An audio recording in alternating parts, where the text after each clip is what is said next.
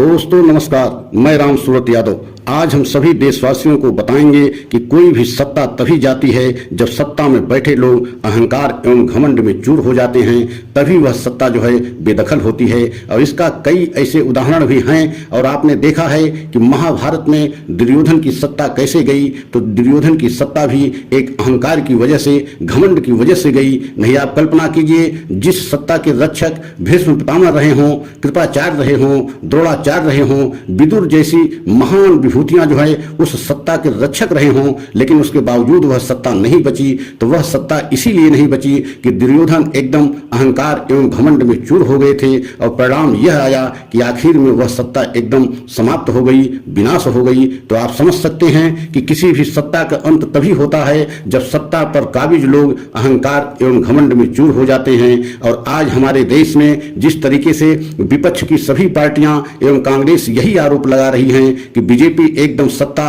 और में अहंकार में डूब गई है, घमंड में चूर हो गई है और मनमानी तरीके से, तानाशाही तरीके से सरकार चला रही है। और आपने देखा है कि यह आरोप विपक्ष की सभी पार्टियां लगा रही हैं, खासकर बीजेपी के ऊपर। और आपने यह भी देखा है कि 2014 में जिस तरीके से मोदी सरकार ने प्रचंड जीत जो है हासिल किया था, तो इतनी बड़ी जीत हासिल किया था जिससे लग रहा था कि यह सरकार बहुत दिनों के लिए जो है देश में राज करेगी और यह सरकार देश की जनता की बहुत हितैषी सरकार होगी। और इससे बहुत उम्मीद भी देश की जनता को थी, और देश की जनता ने, और यही वजह थी कि पूरे देश की जनता बहुत बड़ी जीत जो है मोदी सरकार को दी थी, और उससे भी बड़ी जीत 2019 में दिया था। लेकिन आप सोच नहीं सकते हैं कि क्या 10 साल में यही मोदी सरकार की स्थिति धीरे धीरे इस स्तर पर पहुंच जाएगी कि देश की जनता भी जो है नाराज होना शुरू हो जाएगी, और देश की जनता के साथ साथ विपक्ष की सभी पार्टियां भी एक मंच पर आ जाएंगी। जबकि इसके पहले कभी ऐसा नहीं देखा गया कि 14-15 पार्टी, मतलब विभिन्न जो है प्रदेशों की बड़ी बड़ी पार्टियां और अलग अलग विचारधारा की पार्टियां, अलग अलग विचार की पार्टियां, अलग अलग सोच रखने वाली पार्टियां एक मंच पर कैसे आ गई हैं। इसका मतलब है कि कहीं न कहीं उनको ये दिखने लगा है, उनको यह लगने लगा है कि यह सरकार जो सत्ता पर काबिज है और सत्ता पर काबिज लोग जो हैं वह अहंकार एवं घमंड में चूर हो गए हैं। यही वजह है कि विपक्ष की सभी पार्टियां उस मंच पर आ गई हैं जहां वह कभी नहीं देखी गई थी और आना भी नहीं चाहिए था। लेकिन वह सभी पार्टियां एक मंच पे आकर के और उसी मंच से संकल्प लेते हुए ये कहना कि आने वाले समय में हम सभी एक साथ होकर के चुनाव लड़ेंगे और बीजेपी को सत्ता से दूर भगाएंगे। इसका मतलब है कि उन पार्टियों को भी यह लगने लगा है कि अब जो है बीजेपी सत्ता पर काबिज जो बड़े बड़े लोग हैं, खासकर प्रधानमंत्री मोदी जी भी इस समय, उनके ऊपर भी यही आरोप विपक्ष की तरफ से लगाया जा रहा है कि मोदी जी भी सत्ता के अहंकार में मनमानी तरीके से जो है सरकार चला रहे हैं, न तो जनता की सुन रहे हैं, न तो विपक्ष की पार्टियों की सुन रहे हैं,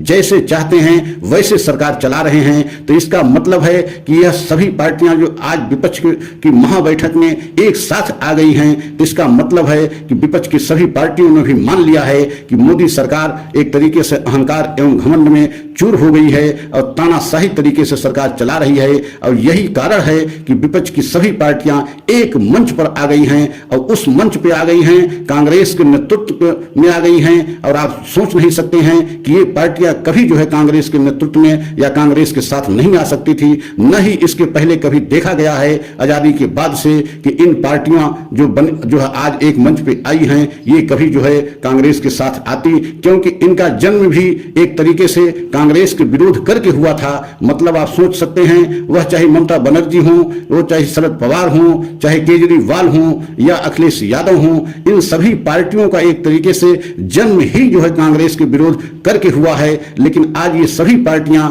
अगर कांग्रेस के साथ, कांग्रेस के नेतृत्व में एक मंच पर आ रही हैं, तो इसका मतलब है इन सभी पार्टियों को यह लगने लगा है कि अब जो है सत्ता पे काबिज जो है प्रधानमंत्री मोदी जी सत्ता के अहंकार में काम करना शुरू कर दिए हैं। और यही वजह है कि जिन पार्टियों को एक साथ में नहीं आना चाहिए था, आज वह सारी पार्टियां एक साथ में आ गई हैं, और सारी पार्टियां संकल्प लेते हुए ये कह रही हैं कि हम हर कीमत पे 2024 में मोदी सरकार को सत्ता से भगाएंगे, सत्ता से हटाएंगे। तो इसका मतलब है, सीधा सा एक मतलब निकाला जा रहा है कि आज जो है प्रधानमंत्री मोदी जी स्वयं जो है विपक्ष को एक तरीके से मजबूत होने का मौका दिया है और सत्ता पर काबिज और जो जितने बड़े बड़े मंत्री या नेता हैं उन्होंने स्वयं जो है मौका दिया है जो है विपक्ष को मजबूत होने का, वरना विपक्ष इतना मजबूत कतई न होता। इसके जिम्मेदार भी एक तरीके से देखा जाए तो सत्ता पक्ष ही है, वरना अगर महंगाई बेरोजगारी पे अगर काम किए होते प्रधानमंत्री मोदी जी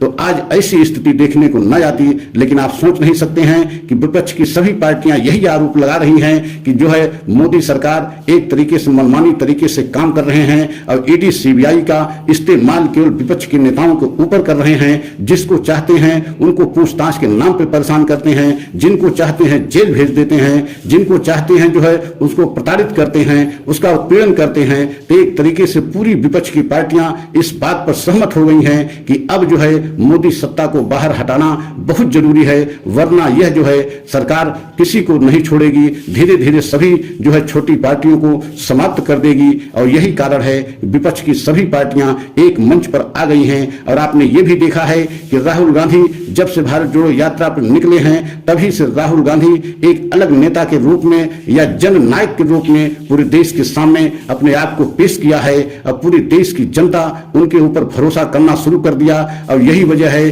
कि जनता के साथ साथ विपक्ष की पार्टियां भी अब राहुल गांधी को एक बहुत बड़े नेता के रूप में देखना शुरू कर दिया और जन नायक नेता के रूप में उनको देखना शुरू कर दिया। क्योंकि जब से भारत जोड़ो यात्रा राहुल गांधी ने 3,500 किलोमीटर की पैदल यात्रा किया था और जनता से जा करके महंगाई बेरोजगारी के विषय में बताया था, नफरत का माहौल बनाने के लिए बताया था कि ये सरकार बीजेपी सरकार एकदम जो है महंगाई बेरोजगारी को 50 साल का रिकॉर्ड तोड़ दिया है और पूरे देश में नफरत का माहौल फैला दिया है बीजेपी सरकार ने। तभी से पूरे देश की जनता राहुल गांधी के साथ खड़ी दिखाई दे रही है। और आपने कर्नाटक चुनाव में देखा भी है कि राहुल गांधी का किस तरीके से जो है वहां लहर चली और पूरी कर्नाटक की जनता राहुल गांधी को स्वीकार किया और जो है कांग्रेस को बहुत बड़ी जीत दे दी। और जबकि प्रधानमंत्री मोदी जी अपने नाम पे वोट मांगते रहे, अपना पूरा अस्तित्व वहां लगा दिया, पूरी सत्ता की ताकत लगा दिया, लेकिन तब भी बीजेपी को बहुत बड़ी वहां हार मिली। तो आप सोच सकते हैं कि कर्नाटक की हार से एक तरीके से पूरे देश में अलग संदेश गया है और संदेश के साथ साथ पूरे देश की विपक्ष को पार्टियों को भी अब यह लगने लगा है कि आने वाले समय में राहुल की ही लहर चलनी तय है। और यही वजह है कि पूरे देश की विपक्ष की पार्टियां राहुल गांधी के साथ जो है कांग्रेस के साथ खड़ी होती दिख रही हैं। और आपने पटना की महाबैठक में, विपक्ष की महाबैठक में आप इस जो है बैठक में देखा भी होगा कि जितने सारे बड़े बड़े राष्ट्रीय अध्यक्ष आए थे सभी संकल्प लेते हुए संयुक्त जो है प्रेस कॉन्फ्रेंस में यह घोषणा कर दिया कि हम सब साथ में चुनाव लड़ेंगे और 2024 में बीजेपी को सत्ता से बाहर करेंगे। और यही वजह है कि बीजेपी बेहद हैरान परेशान है। और हमारा सच अगर आप सभी देशवासियों को अच्छा लगा हो तो लाइक सब्सक्राइब करें, कमेंट के द्वारा अपनी राय अवश्य दें, अगले सच की प्रतीक्षा करें। जय हिंद, जय भारत।